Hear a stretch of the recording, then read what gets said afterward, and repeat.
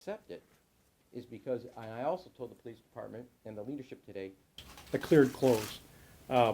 When the video was first seen, Superintendent McCarthy at the time did the most that he was able to do, and he immediately stripped Officer Van Dyke and had him assigned to administrative duties. Superintendent, where are the other officers now? Superintendent, where are the other officers now? Superintendent, Where are those officers? Where are the other officers now? Are they on the street? The hiring in the city of Chicago, and not only did it for the city of Chicago, the sister agencies. I'm going to make the decisions that are necessary. When they're tough, they're going to be done to face up to the challenge, find a set of policies and practices that are necessary to measure up to the challenge we face as a city. And I want to be clear. As you know, in Chicago, this situations that were not of my tenure, but I wanted to get Chicago on a new start and a fresh. There was no attempt to alter his statements. That's what he said. That is why when the video showed that his statements did not match the video, he was charged with murder. There was no attempt to try to get his statements to match the evidence. Quite the contrary. The officers took his statements as they were, and those statements ultimately led to the charging of murder. When you saw the video a year ago. And I want to be clear. As you know, in Chicago, this is.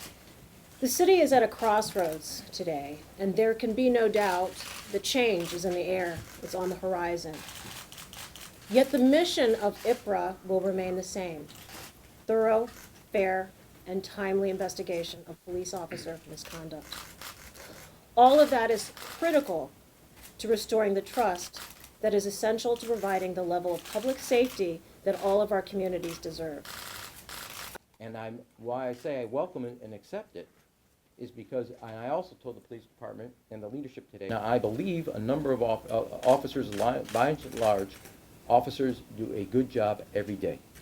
As it comes to the officers who don't, we have to have in place a series of things to interdict early, catch them, hold them accountable, and also, when necessary, have a disciplinary policy which is in place and has credibility.